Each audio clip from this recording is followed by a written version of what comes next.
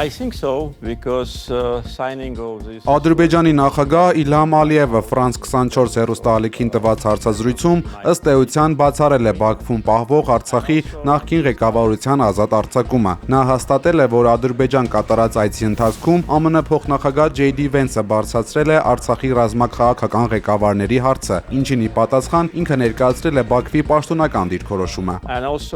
Ալիևը նշել է, որ հայ պաշտոնյաները ձերբակալվել են ռազմական գործողության արդյունքում եւ կանգնել արդարադատության առջեւ, նրանց անվանելով ապօրինի անջատողական ռեժիմի առաջնորդներ եւ ռազմական հանցագործությունների գաղափարախոսներ։ Մերժելով ներում շնորհելու կամ որևէ մարդասիրական ժեստ անելու հնարավորությունը, նա կատարված է համեմատել է Նյուրնբերգյան դատավարության հետ, պնդելով, թե Արցախի նախկին ռազմաքաղաքական ղեկավարության հանցագործությունները ավելի վատն են եղել, քան նացիստների արածը երկրորդ համաշխարհային պատերազմի ժամանակ։ Ալիևը խոսելով դատավարության մասին, թաքցնելով իրականությունը նշել է, որ նիստերը եղել են բացարձակ թափանցիկ եւ մեղադրյալները ապահովված են եղել փաստաբաններով, իսկ նրանց մեղքը իբր ապացուցվել է բազմաթիվ վկայություններով։ Անդրադառնալով Արցախը լքած հայերի վերադարձի իրավունքին, Ալիևը շեշտել է փոխադարձության սկզբունքը։ Նա հայտարարել է, որ վերադարձի հարցը կդիտարկվի միայն այն դեպքում, եթե նույնպիսի հնարավորություն տրվի 100,000-ավոր ադրբեջանցիներին, որոնք ըստ նրա արտաքսվել են մեջբերում այսօրվա Հայաստանի տարածքից։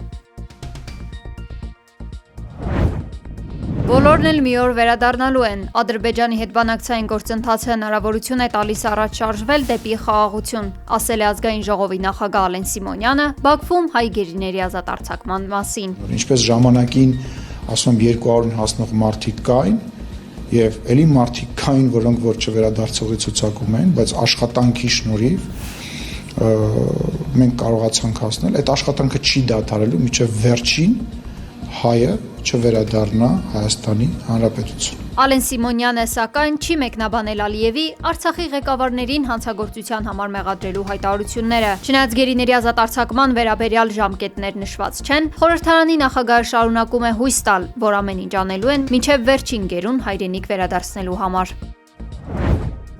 Երբ փոփոխություն արվի Հայաստանի սահմանադրությունում, հաջորդ օրը կարող ենք ստորագրել խաղաղության պայմանագիրը, Մյունխենում հարցազրույցի ժամանակ ասել է Ադրբեջանի նախագահ Իլհամ Ալիևը։ Նրա համոզմամբ Հայաստանի սահմանադրությունը հիմնական խոչընդոտ է, մասնավորապես անկախության հռչակագրի այն դրույթը, որը ներառում է Արցախի եւ Հայաստանի միավորման մասին ձևակերպում։ Առանց համապատասխան դրույթի փոփոխության խաղաղության համաձայնագիրը չի կարող ստորագրվել։ Իսկ Երևանում ԿՊԱ-ական падգամավոր Սերգեյ Բագրատյանին հարց են ուղղել, ինչ տեսակետ ունի Ալիևի դիրքորոշումների եւ բացեի բաց Հայաստանի ներքաղաքական կյանքին խառնվելու վերաբերյալ։ Բագրատյանը պատասխանել է. Համամիտ է, որ սահմանադրությունում կան խնդրահարույց կետեր եւ ենթակա են փոփոխության։ Նա նաեւ նշել է, որ միջազգային պայմանագիրը բարձր է ազգային օրենքներից։ Բոլորս գիտենք, որ սահմանադրության հետ կապված բազմաթիվ հարցադրումներ կան եւ նոր սահմանադրության հետ նաեւ պայմանավորված հանձնաժողովը ստեղծել, որը աշխատում է, բայց թե ինչքան կաշխատեն, երբ կավարտվեն,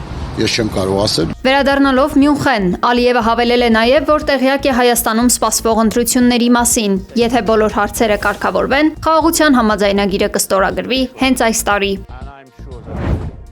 Արտաքին գործերի նախարար տեղակալ Վահան Կոստանյանը հանդիպել է Հայաստանի եւ Ադրբեջանի քաղաքացիական հասարակությունների ներկայացուցիչներին։ Ադրբեջանցիները 3 էին ցամաքային ճանապարհով եկել Հայաստան, մասնակցելու խաղաղության կամուրջ նախաձեռնության կլոր սեղան քննարկմանը։ Հանդիպան ընթացքում մասնակիցները անդրադարձել են 2025 թվականի օգոստոսի 8-ին Վաշինգտոնյան գագաթնաժողովում հաստատված խաղաղության օրակարգից փոխող գործընթացներին, փոխըմբռնման եւ վստահության ամրապնդման գործում քաղաքացիական հասարակության դերին։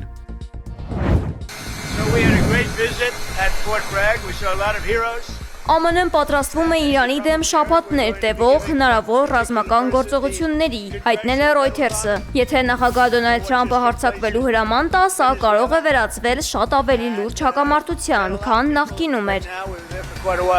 Չնայած բանակցություններին Պենտագոնը մերձավոր արևելք է ուղարկել լրացուցիչ ավիակիրներ, հազարավոր զինվորներ եւ կործանիչներ։ Դոնալդ Թրամփը հայտարարել է, որ Իրանի հետ համաձայնության գալը դժվար է։ Նրա խոսքով երբեմն միայն վախը կարող է օգնել շտկել իրավիճակը։ Սպիտակ տունը հաստատել է, որ Իրանի հարցում քննարկվում են բոլոր հնարավոր տարբերակները։ Ի տարբերություն նախորդի, այս անգամ ծրագրերն ավելի բարդ են։ ԱՄՆ-ն կարող է թիրախավորել միջուկային օբյեկտներ կողմերը Իրանի պետական եւ անվտանգության կառույցները։ Փորձագետները նախազգուշացրել են մեծ ռիսկերի մասին։ Իրանն ունի հզոր հրթիռային զինանոց եւ պատասխան հարվածները կարող են հանգեցնել տարածաշրջանային մեծ պատերազմի։ Թրամփը շեշտել է, եթե դիվանագիտական լուծում չգտնվի, հետևանքները կլինեն շատ ցավոտ։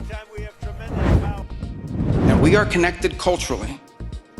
We want Europe to be strong. ԱՄՆ պետքարտուղար Մարկո Ռուբիոն Մյունխենում հայտարարել է, որ Ուկրաինայի հարցով բանակցություններում վիճելի թեմաները կրճատվել են, սակայն մնացել են ամենաբարդերը։ Նա հաստատել է, որ բանակցությունների նոր փուլը կկայանա փետրվարի 17-ին։ Թեև Վաշինգտոնը վստահ չէ, թե որքան լուրջ է Ռուսաստանը վերաբերվում Ուկրաինայի հակամարտության կարգավորման հարցին։ Խոսելով Արևմուտքի մասին, պետքարտուղարը խոստովանել է, որ նախկինում հավատը մշտական խաղաղության սխալ էր եւ անտեսում էր պատմության դասերը։ Նա նշել է, որ Թրամփի վարչակազմի օրոք ԱՄՆ-ն մտադիր է վերականգնել իր հզորությունը եւ ցանկանում է դա անել Եվրոպայի հետ սերտ դաշինքով, քանի որ երկու կողմերը կապված են ոչ միայն տնտեսապես, այլև հոգեպես ու ընդհանուր ճակատագրով։